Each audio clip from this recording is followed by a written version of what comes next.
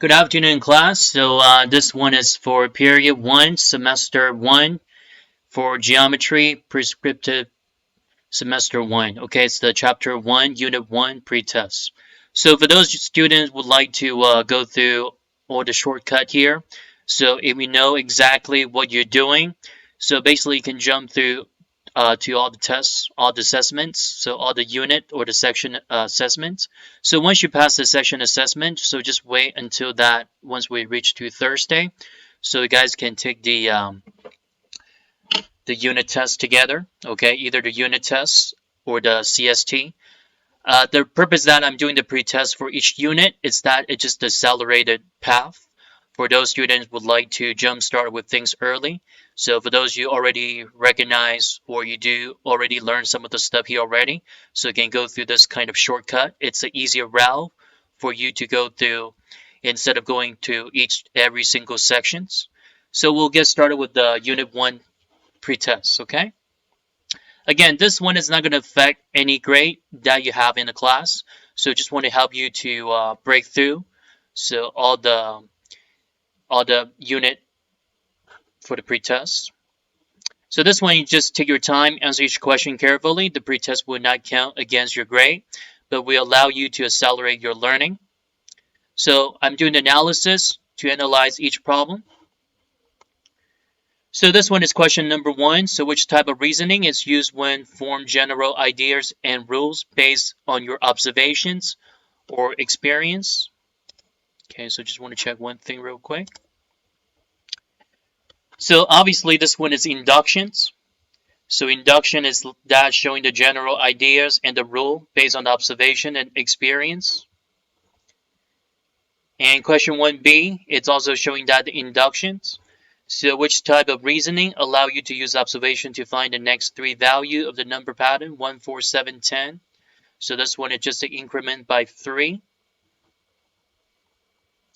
So which of the following best described in the term of inductions?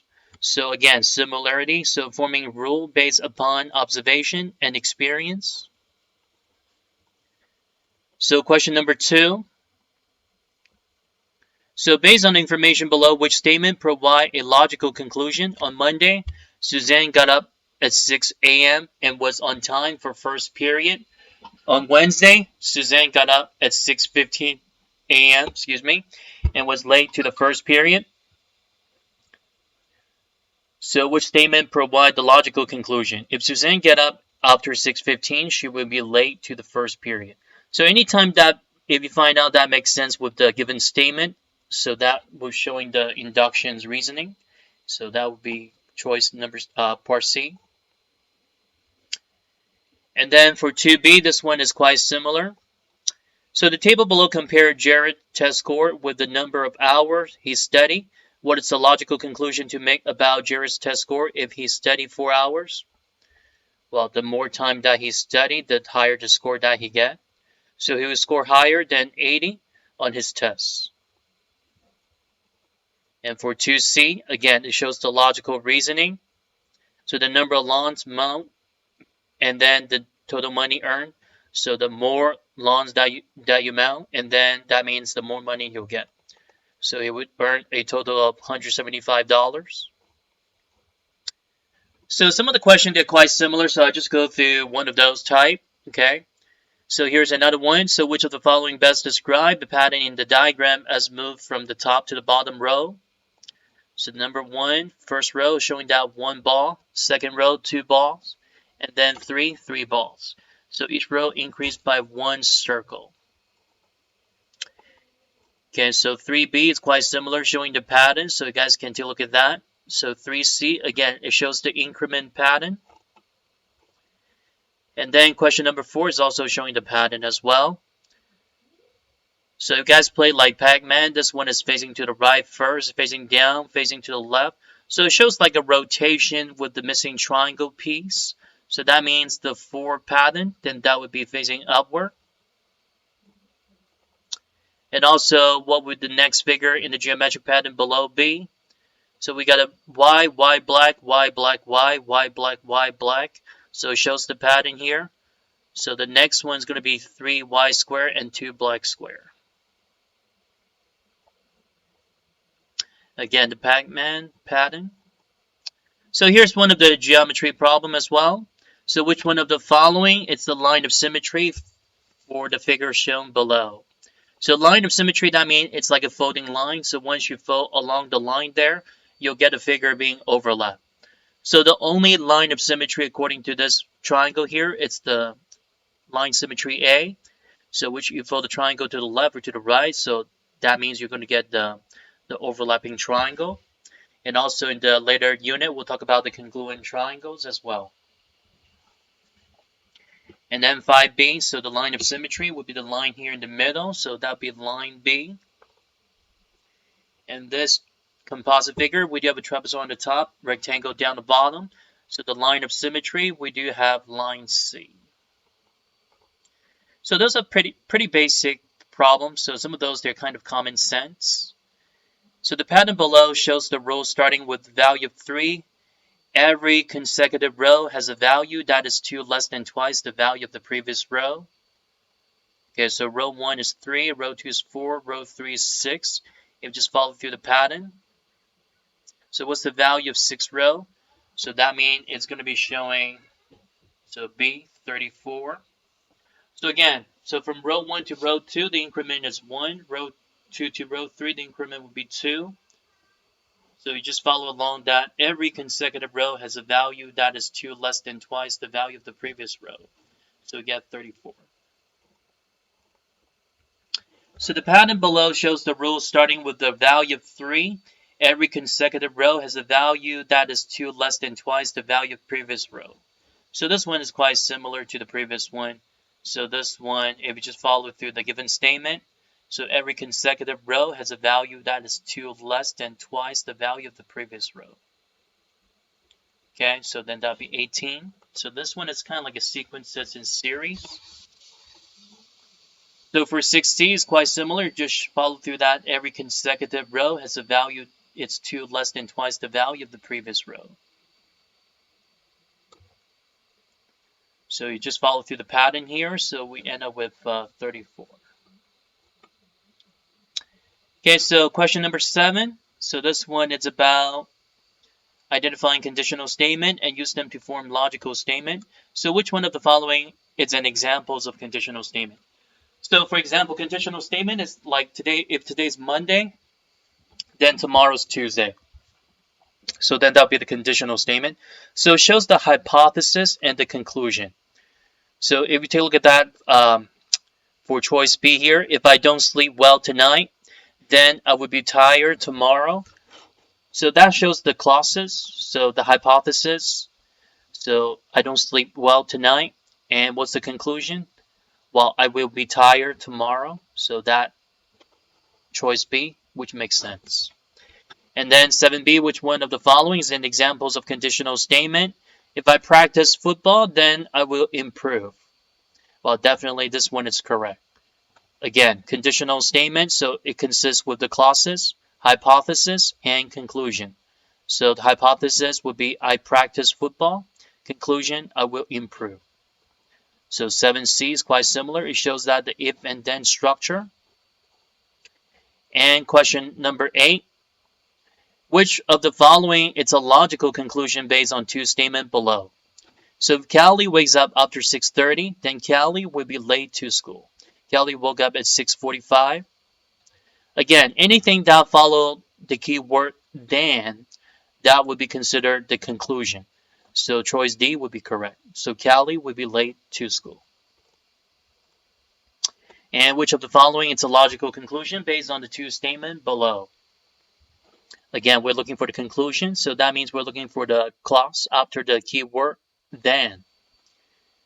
So if Jay forget his snack, then he will be hungry at school. So Jay was hungry at school. So that would be the conclusion. And AC is quite similar, so I'll skip that one. And now question number 9A. So which conditional statement is represented by the Venn diagram below? So anytime they see the Venn diagram like this, so we always want to go inside the inner oval. So always start with the inner oval and then you go outward to the next outer circle. So we started with the equilateral triangle first, and then we go to the isosceles triangle. So questions, well, choice A, it's correct. If a shape, it's an equilateral triangle, then it's an isosceles triangle. Again, we want to form the conditional statement. If you see the Venn diagram, we always started with the inner oval, and then we go out toward the outer oval.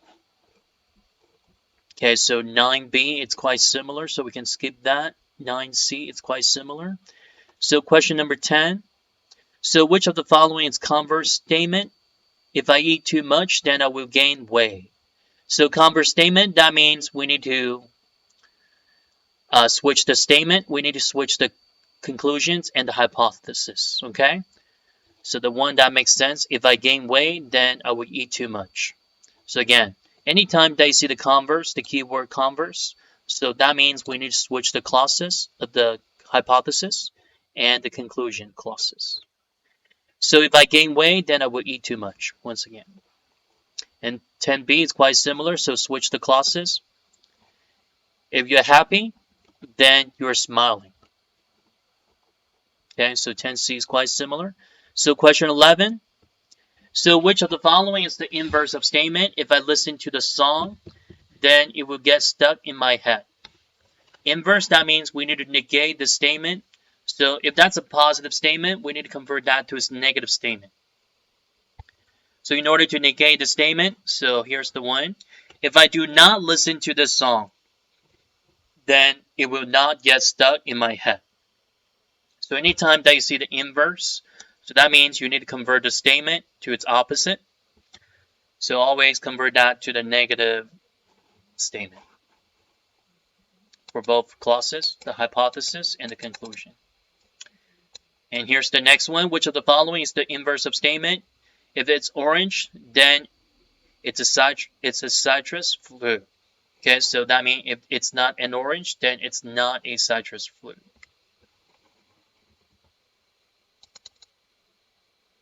(11c) is quite similar, so we can skip that one. And 12, okay, number 12. So which of the following is the contrapositive of statement? Contrapositive, that means a combination of converse and inverse. So that means not only you need to switch those two clauses, but also you need to convert those clauses to its negative. So if the show it's a new episode, then I will record it. If I do not record my show, then it's not a new episode. So that means you need to switch the clauses, and also you want to convert the statement to its opposite. So the next one, which one of the following is a contrapositive statement? If it's a horse, then it's an animal. Okay, so the one that's correct. If it's not an animal, then it's not a horse. So 12c is quite similar. So number 13, which answer represents the following conditional statement in shorthand? If it's cow, then it's an animal. So if you just want to use the sign, so if and then, the sign would be considered like an equal sign, and with the greater than or the arrow, which is pointing to the right hand side. So the way to read through this shorthand statement, so it's the same as the meaning with the sentence right here. If it's a cow, then it's an animal. Again, the equal sign, and then with the arrow pointing to the right, that means it's if and then. Which answer represents following conditional statement in shorthand? If Megan is swimming, then it's a warm outside. So again, the equal sign with the greater than, the one pointing to the right hand side with the arrow, so that would be the one. So obviously swimming goes first and then warm. 13c is quite similar, so we can skip that one. So which answer represents the following conditional statement in shorthand? So if it's not a fruit, then it's not an apple. If that's not, that means it's like a sign. So it's kind of like a sideways L. So if it's not a fruit, then it's not an apple. So if like a sideways L, so that means it's not. So choice C would be correct. So 14b is quite similar, so we just skip through that. 14c, again, if you see the sideways L, that means it's not. And question 15, which of the following is a logical conclusion of the conditional statement? If you want to be fit, then get plenty of exercise. If you get plenty of exercise, then you will drink more water. So this one, you want to come up with the logical conclusion. If you want to be fit, then you will be drinking a lot of water. Okay, so that means the one that makes sense, then that'll be choice B. So basically, this one you want to connect the first hypothesis and the final conclusion. Okay. And 15b is quite similar, so connect the first hypothesis and then the final conclusion of the second statement. So if I text him now, then he will meet me in time. 15c is quite similar. So now question 16. So use symbolism to form chains or make connections between the ideas. Which of the following is the logical conclusion to the conditional statement below? Again, this one just connect that the first statement, the hypothesis of the first statement, and the final conclusions of the second statement. So if it's A, then it's C. Again, so to make the logical statement with the, well, this one is called the syllogism. Again, connect that the first statement, the hypothesis of the first statement, and the final conclusion of the second statement. If it's a book, if it can be if it's a book, then it has words. Okay, so 16c is quite similar. So question 17, which of the following best describe the term common notion? So a statement that is not officially defined, but that is understood to be common sense. So anything that related with something that considered common sense, then that will be considered the common notion. So here's another one. A precise statement of qualities of an idea, object, and process. So that's just the definition of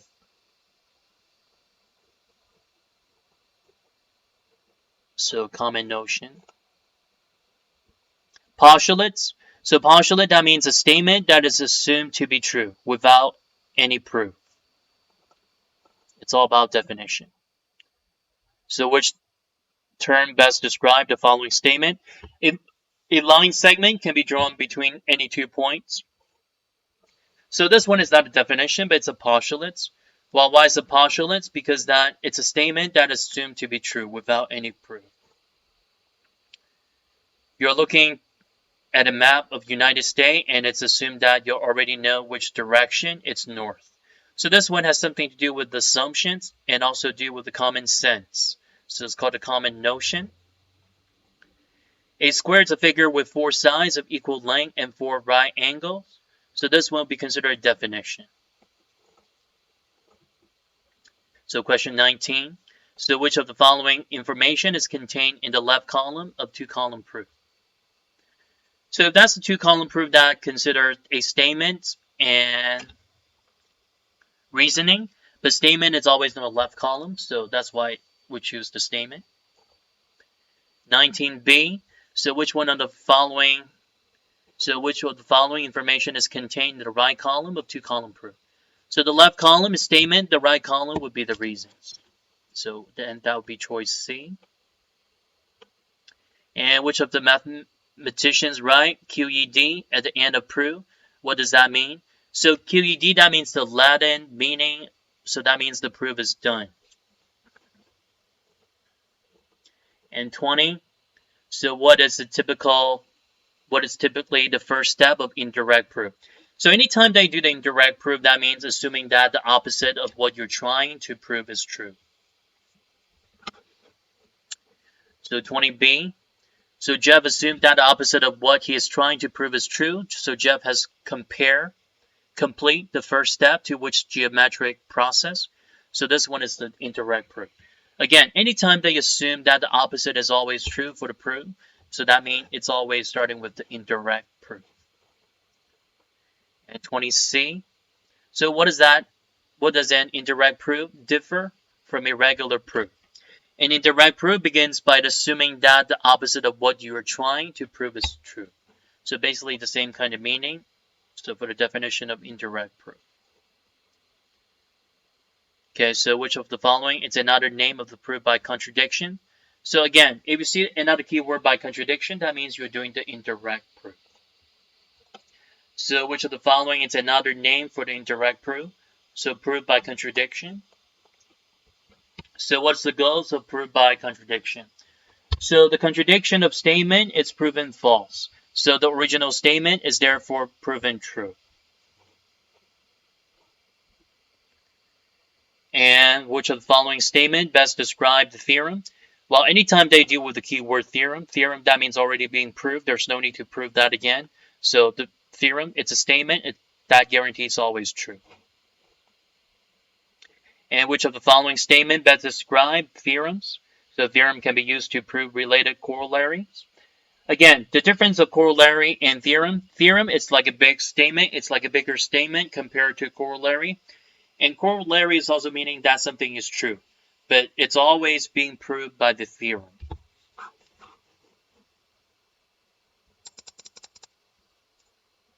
A corollary need which of the following geometric term to be proven true? So we need theorem. And question 23. So which of the following is not an acceptable form of proof? So we do have two-column proof, we do have indirect proof, we do have a flowchart proof. Normally, a lot of teachers skip the flowchart proof in the later chapter, so I think that's something we can skip. But conjecture proof, we never heard about anything like that, so that's why in conjecture proof is not part of the formality of proof. So which of the following is not an acceptable form of proof? Again, proof by conjecture. So which of the following is not an acceptable form of proof? Once again, proof by conjecture. It's the same kind of question over and over again. So now we'll skip that to question 24. So which of the following object is best described by the term of line segments? So line segments, so things that we have. For example, one side of a triangle. So the perimeter of a triangle, that's too big, that including three sides.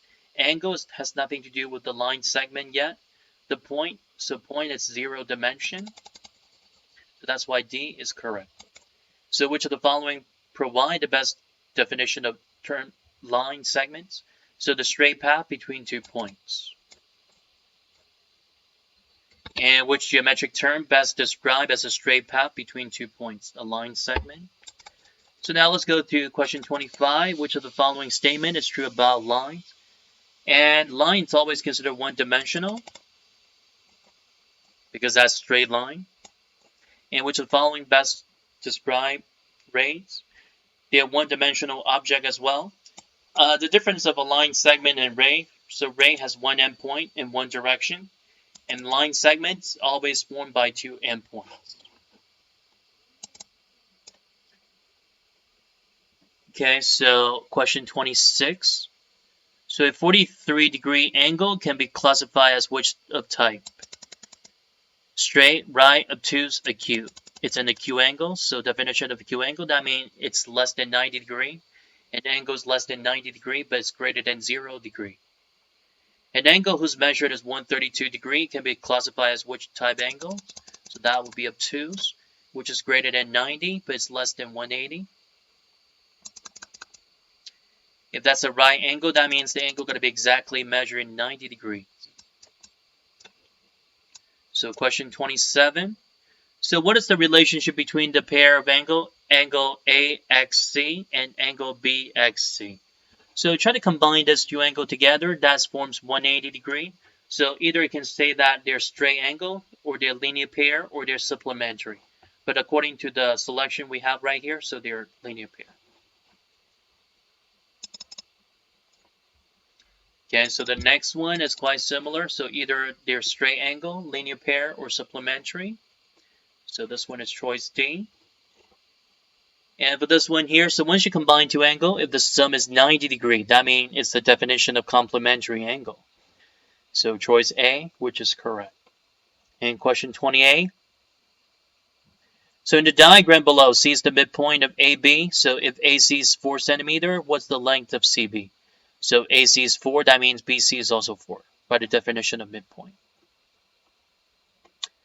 So this one is another one. So AC is 6, C is the midpoint. So what's the length of CB? So that means also 6. So 28C is quite similar. So let's go to 29. Use proper notation. Which of the following represents the length of a line segment below? So line segment, that means it shows the line segment with a bar on top of the letter. So that would be considered segments. But the thing is that it's about the measurement. So the measurement, we don't need to show the line segment on the top. So C, which is correct. And use proper notation. Which of the following represent the length of the segment below? So DE, which is 4. Again, since we do know the exact value of the line segment, there's no need to show the line bar on the top. So this one AB, which is 6. Okay, so now let's move on to 30. So which of the following object is considered to be one-dimensional? Line segment, not a cube. So that would be 3-dimensional. Not a triangle, that's a plane. And that would be 2-dimensional. Point, 0 dimension. So which of the following object is considered to be 2-dimensional because it has length and width only? Rectangle, length and width. Not a sphere. The sphere is like a 3-dimensional object with the radii. Okay, so which term best describe object that have length, width, and height? 3-dimensional object. So anytime they see the 3-dimensional objects, 3Ds, it's always consists with height, length, and the width, like a rectangular prism. So which of the following term best describe 3 points that all lines in a straight line? So collinear. So anytime that you see points lying on the same line, that means all those points are called collinear. All points are on the same line. Coplanar, that means all the points are on the same plane. So like this one here, so they are contained in the same plane, so coplanar. And what term best describe a line and a point that line in the same plane? Coplanar. Okay, so let's see the next one, 32. Which of the following describe a point? So a point, it's a 0 dimension. Triangle, 2-dimensional, because that is a plane. Rectangular prism, so it consists with the length, base, the length, the width, and the height. So 3-dimensional. 33. So which of the following is the infinite 1-dimensional figure? Infinite, so that means goes on forever. It's a line. Because that, it doesn't show any endpoint. It just shows 2 directions. One that's going to the left, and the other one's going to the right, or going up and down, or slanted. 33. And which of the following is an infinite 2-dimensional figure? A plane. When a 3-dimensional figure is extended infinitely in all directions, which of the following best describe what is formed? Space. 3D. And which of the following best describe a pair of angles that combine in form of straight angle? Linear pair. And which definition best describe a linear pair? A pair of angles that combine to form a straight angle. Triangle sum theorem. The sum of a triangle measures 180. So question 35, vertical angle. So vertical angle, that means the opposite angle. They're facing toward each other and formed by the intersecting lines. And which definition best describe vertical angle? A pair of opposite angles formed by intersecting lines. So what is always true about vertical angles? So vertical angle, they're always exactly equal to each other because that they're facing to each other, intersecting by 2 lines. So here's one of the examples. So what is the measure of angle BVE? So BVE. So this one is facing to angle AVT. So then that would be considered the same angle, so 60 degrees, because they are facing toward each other. So 36B, quite similar. So what's the measure of angle AIN? So here's AIN. So this angle is facing to angle FIL. So FIL, which is 30 degrees. So that means angle AIN, it's also 30 degree. And which of the following represents a pair of vertical angle? Angle PKA, angle IKR. Again, anytime they see the angle facing to each other with both intersecting lines, so that means they're considered a vertical angle. So proof. A lot of people having trouble with proof. So the way to find out the correct reason or the correct statement for the proof. So the best way to do it is by referring to the corresponding statement or the previous statement and the reasons, or the following reason and statements. So this one showing that angle, the measure of angle ANV plus measure of angle ANR equals 180. So most likely this one is going to be the definition of supplementary angles or definition of linear pair. So according to the selection, we do have a definition of linear pair. So here's another one. So in order to refer to the reason, we need to refer to the following statement. So this one showing that 180 minus measure of angle VNE plus measure of angle ANR equals 180. A lot of people thought that might be considered definition of linear pair or definition of supplementary angle. None of those. Because this one also you need to relate it with the previous statement. Because the previous statement, we already used that the definition of linear pair. So most likely this one would be by substitutions. Okay, so substitution, because this one we just followed through the previous statement. So angle ANV is being replaced by 180 minus the measure of angle VNE. So this one is by substitution. So here's another one. So we do have a proof being done already. So we need to find out exactly what this summarizes the outcome of the proof. So if you just look at the diagram along with the final statement, this one shows that angle ANR is the same as angle VNE. So according to the definition, this one would be by the vertical angle. So vertical angles are congruent. And 38. So which of the following best describe the perpendicular ray? So ray that intersect at a right angle. So perpendicular, it's always the keyword that forms right angle. So if you see anything like that, that's always the correct statement. So here's another one. So two rays that intersects at a right angle are best described as which of the following? Perpendicular rays. And 38, it's quite similar, so that form for right angles. So question 39, perpendicular line are best defined as which of the following? So line that meet to form a right angle. Again, perpendicular and right angle, those are always the corresponding relationship. And lines AB and XY are best described of the following, which of the following? So those are called the perpendicular lines.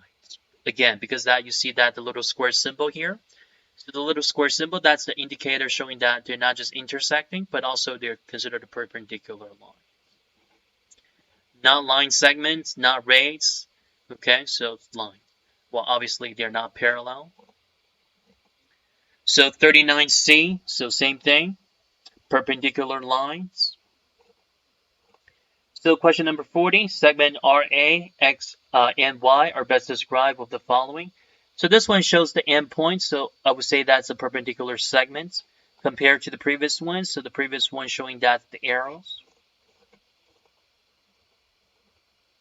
And 40B, perpendicular segments. Again, perpendicular, right angle, they're always forming the direct relationship. So 41. A perpendicular bisector intersects a segment at a right angle. Which of the following object can be perpendicular bisector being?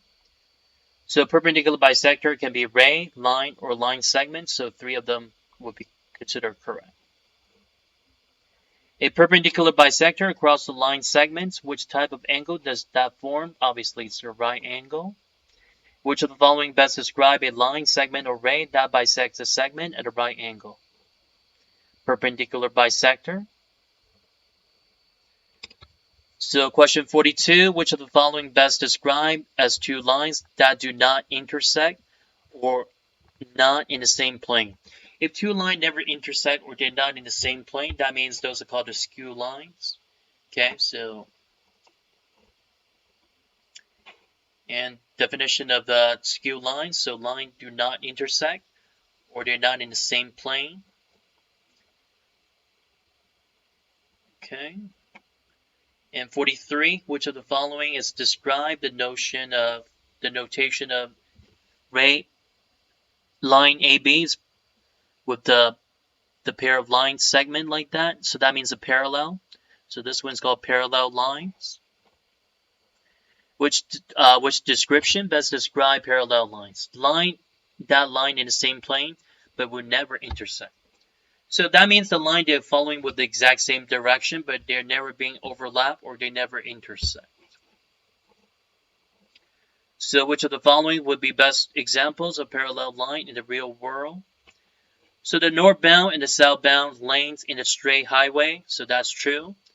Or we can say that, like Fremont Boulevard versus Blake Cow. So those two roads, they're parallels because they never intersect.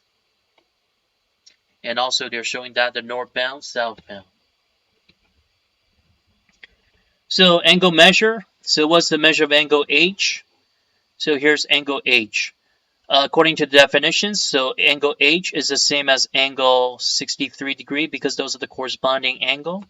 Corresponding, that means they're facing to the same directions. And also they have the exact same kind of lineup. Okay, so this one they're facing to the northeast. So angle H is 63 degrees. And as you can see that they're both bounded by the lines, two parallel lines with a transversal. So given angle F, measure 117, what's the measure of angle K? So according to the definition of supplementary angles, so 180 minus 63, you'll get angle K.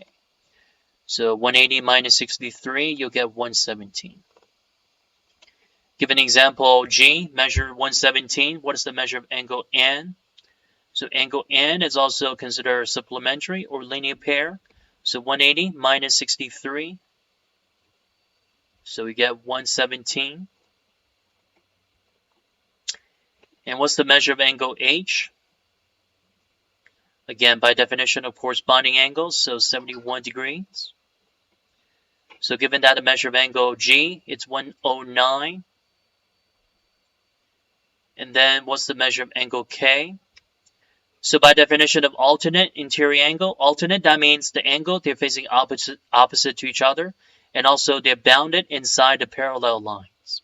So angle K and G, those are the alternate interior angle. And same thing happened as angle M and H, alternate interior angles. So angle A and B are alternate interior angles. So what's the measure of angle B? If angle A is measure 105, it's also the same measurement, so it's 105. So we can skip this one. Well, let's see, no, 46. What's the measure of angle K? Once again. So 58 on top of angle K is given. Again, this one forms a linear pair or supplementary angles. So subtract 58 from 180, so you get 122. So angle G is measure 117. What's the measure of angle H? Again, supplementary angles, 180 minus 117, so you get 63. So if angle A and B are consecutive interior angle, what's the measure of angle B? If angle A measures 75 degrees. Consecutive interior, by definition, that means the sum of those two angles is going to be 180. So one of the angles given already, subtract 75 from 180. So we get the other angle, so it's 105. So here's another one. So if angle 3 measures 123, so what's the measure of angle 4? Again, supplementary angles.